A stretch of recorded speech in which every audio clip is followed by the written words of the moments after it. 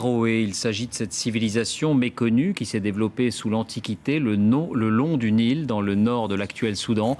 Près de 200 œuvres sont proposées à Paris. Bruno Ledreff, Mathieu Drejoux. De lui, on ne sait pas grand-chose. C'est un roi, un archer, comme l'indiquent les protections sur son avant-bras gauche et son pouce droit, et c'est à peu près tout. C'est surtout l'une des plus extraordinaires statues de l'exposition consacrée à Méroé. La ville, située à 200 km au nord de Khartoum, fut la capitale d'un empire né 3 siècles avant Jésus-Christ, qui s'éteignit 700 ans plus tard.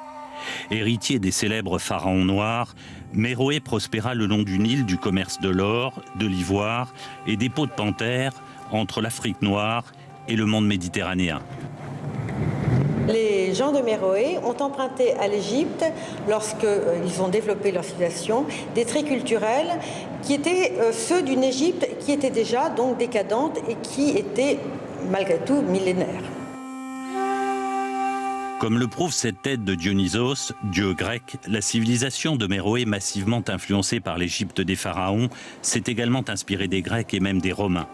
La plupart des objets de cette exposition sont prêtés par le musée de Khartoum et sortent du Soudan pour la première fois. Une partie provient des fouilles menées par les équipes du Louvre. Depuis 3 ans, ces archéologues fouillent un site de 16 hectares à 50 km au sud de Méroé.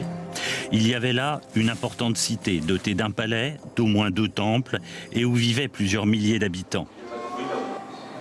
Ce qui est capital pour nous, c'est que ça nous donne l'idée que Méroé est une civilisation qui a aussi créé des villes, et pas seulement une écriture, pas seulement une royauté, donc des choses qui bien sûr sont assez proches de nous. Méroé avait même inventé une écriture différente des hiéroglyphes égyptiens. L'exposition permet une première approche de cette civilisation encore mal connue, mais développée et brillante.